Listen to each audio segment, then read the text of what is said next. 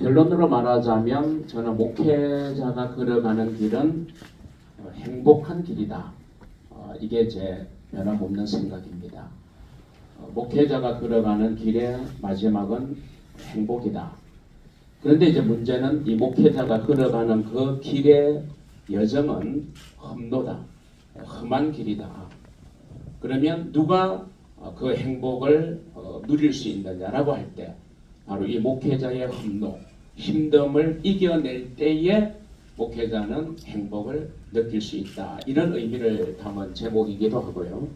두 번째 의미는 시대적 상황을 좀 반영했다 이렇게 생각을 합니다. 점점 이제 시대가 목회자에게는 힘든 시대가 되어져 가고 있지 않는가 이런 생각을 합니다. 결국 이 힘든 시대를 살면서 목회를 해야 되는 목회자는 그 환경의 힘듦, 시대적 상황의 힘듦을 이겨내어야 비로소 목회를 제대로 할 수 있기 때문에 저는 그런 두 가지의 의미를 좀 녹아내어서 목사가 힘듦을 이겨낼 때 이런 책의 제목으로 출간하게 되었습니다. 특히 제가 이 책을 끝까지 읽을 수 있도록 저를 사로잡았던 문장이 있는데요. 책의 프롤로그, 여러분들도 지금 책을 다 받으셨죠? 책의 프롤로그에서 던진 첫 질문 때문이었습니다. 일부분만 제가 읽어드려 볼게요. 그대에게는 열병이 있습니까? 푸석한 질문이지만 어떤 이들에게 이 단출한 물음은 온 가슴을 적실 질문이기도 합니다. 이런 거 읽어줄 때는 BGM을 좀 깔아주면 참 좋을 텐데 눈치 있게 이렇게 잘하면 더 부드럽게 우리가 분위기도 좋아질 텐데 그렇죠? 네, 계속 해볼게요. 그 이유는 언제든지 이 질문은 하나의 세계를 다시 창조하기 때문입니다. 목회자는 이런 질병이 있는 사람들입니다. 그런 가슴에 불이 있는 사람들입니다. 네, 사실 어떤 일을 시작할 때는 뜨겁고 힘든 줄도 모르고 막 그렇게 시작을 하지만 해가 지날 때마다 태도가 달라지더라고요. 저도 아이들을 수업하는 일이 너무 즐겁기는 하지만 내가 내년에도 3년 뒤에도 계속해서 이렇게 뜨거울까라는 게 가끔은 겁날 때가 있거든요. 목사님은 오랜 세월을 목회를 해오셨잖아요. 언제 가장 가슴이 뜨거워지시는지 궁금합니다. 예, 뭐 당연한 이야기일 수 있다 생각하는데요.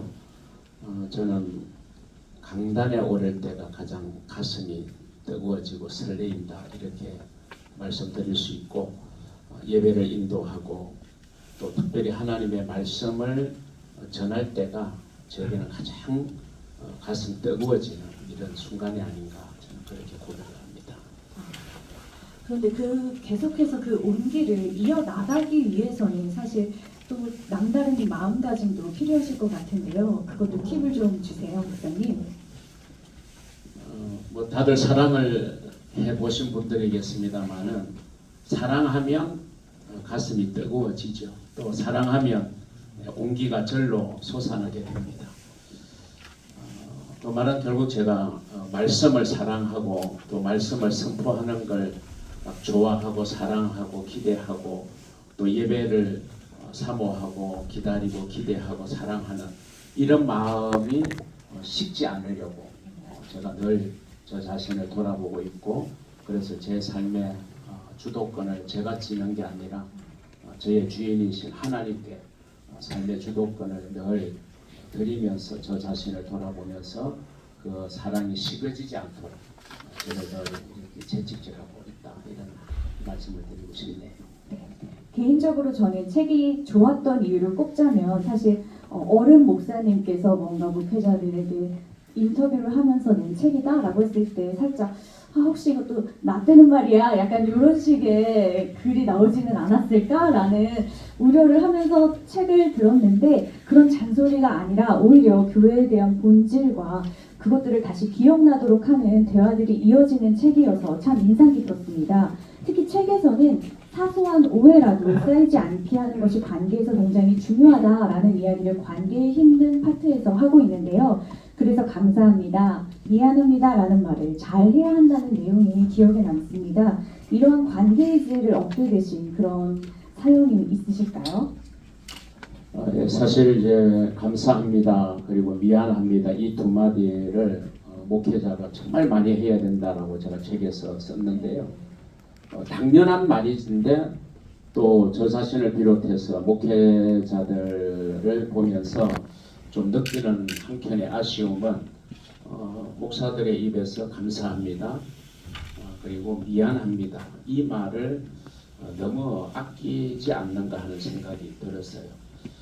목사의 길이 힘든 길인 것은 분명하지만 또 여러 가지 상황 속에서 목사들은 성도들의 사랑을 많이 받고 있거든요.